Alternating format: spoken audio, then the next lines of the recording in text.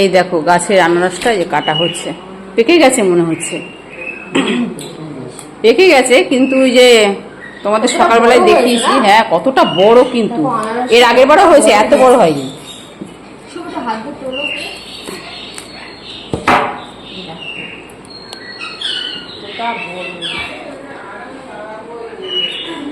ওই জায়গাটা ভালো করে কেটে বাঁধবে।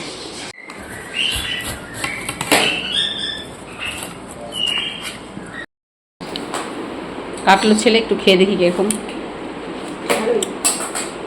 মিষ্টি আছে।